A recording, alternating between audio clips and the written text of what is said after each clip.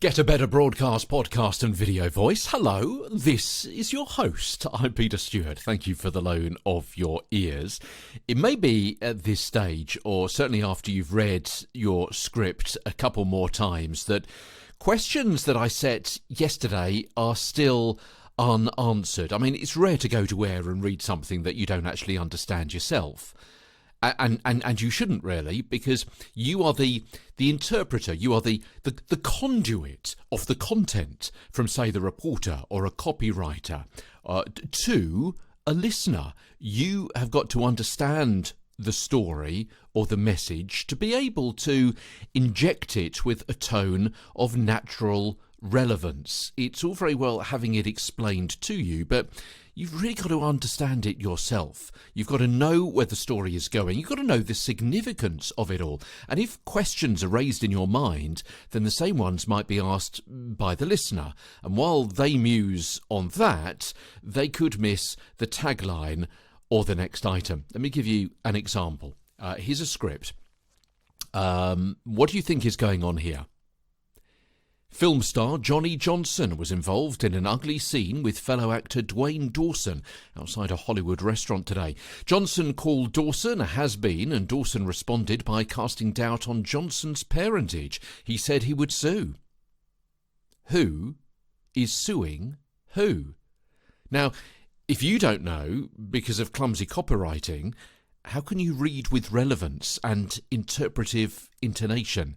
It's difficult, isn't it? If you don't know where a sentence is going and you don't know the meaning of it, well, it's all becoming a bit of a jumble in your own mind, let alone your own mouth.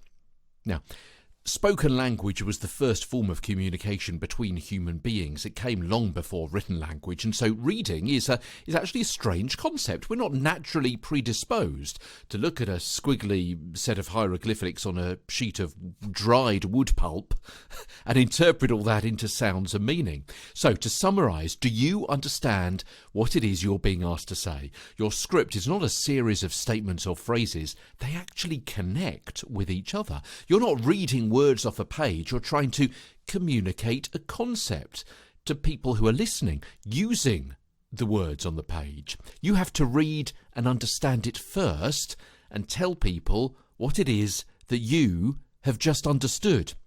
I mean, if necessary and if allowed, obviously not in a commercial situation, but likely possible in a newsroom, rewrite the script for clarity or rewrite it to fit your reading style. I mean, for example, you might want to avoid personally awkward words. And if they go all MC Hammer on you and say, can't touch this, then just work with it or work with them to find a happy compromise, or remember who it is that's paying you and read it out. But it won't be the best if you don't get it yourself.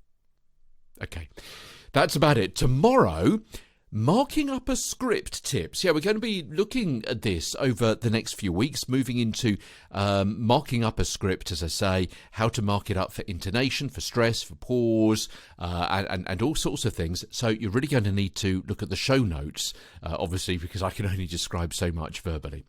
Okay, that's it for the moment. From London, I'm Peter Stewart.